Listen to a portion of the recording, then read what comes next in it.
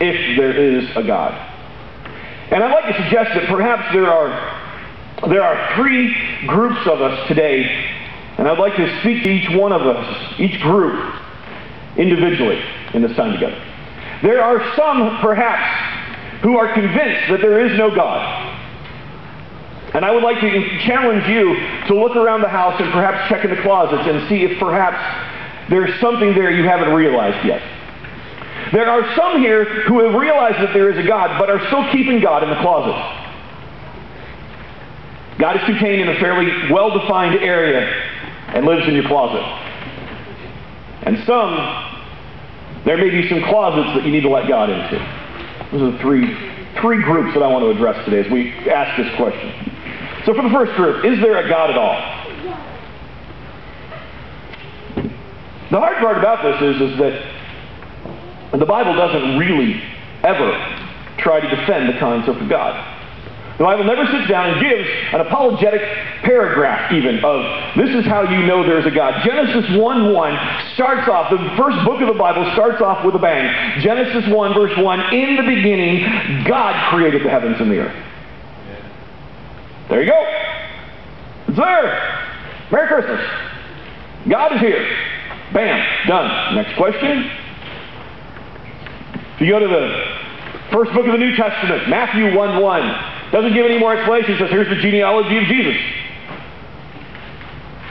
John 1:1, in the beginning, the Word already existed, and the Word was with God, and the Word was God. Very similar to Genesis 1:1. God is. You see, the Bible rarely tries to defend, it doesn't try to defend the concept of God. Instead, it points your attention to the effects of God. What has God done? I cannot prove to you that there is a God. But I would like to counter by saying you cannot prove to me that there is not a God. Yesterday, looking online, I saw a great article.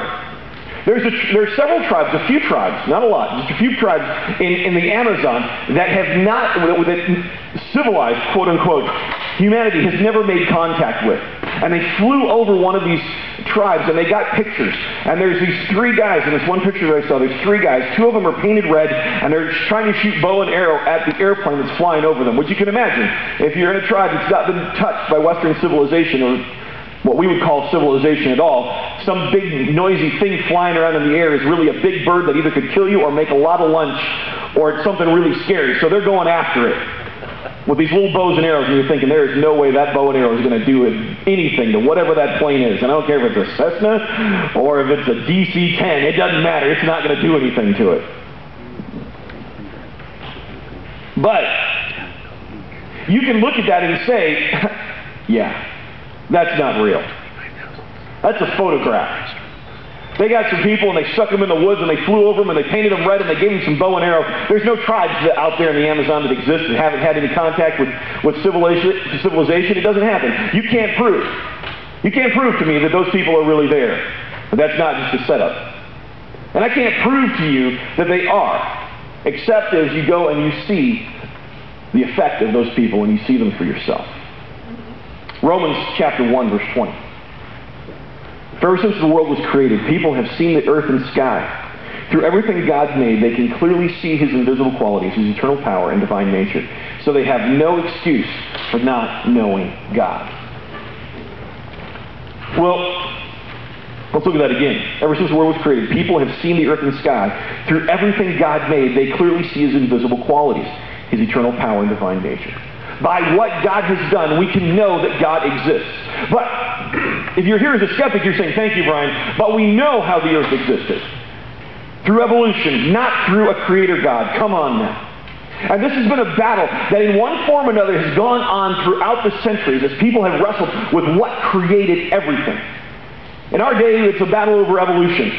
Before, it's been which God, the wind God and the sea God and the whatever. People look at it and say, this is what I identify. Look, this earth, the sky has power. It is a God. It has been constantly us looking at this stuff and trying to figure out how it all happened. The interesting thing is that as we learn more and more and more about creation, the more and more and more we become convinced that there is something else out there. More and more scientists are recognizing that there had to be something out there that made this thing. Anthony Flew was a philosopher and an atheist, a debater and a defender of atheism for many, many years. The Times of London referred to him as one of the most renowned atheists in the past half-century, whose papers and lectures have formed the bedrock of unbelief for many adherents. The last couple of years, he has changed his mind and said there has to be a God. And he says this in an interview: "Since the beginning of my philosophical life, I have followed the policy of Plato's Socrates. We must follow the argument wherever it leads." The interviewer asked him, "Was it tough to change your mind?" And he says, "No, it was not hard. I've always been engaged in inquiry. If I am shown to have been wrong, well, okay, so I've been wrong." He says, the evidence in DNA, the evidence in life, points to the fact that this could not have come from chaos. It had to come from something greater. Echoing the words, once again, of Romans 1, verse 20 and 21. His eternal qualities have been made known through his creation, his eternal power and his divine nature. It's there.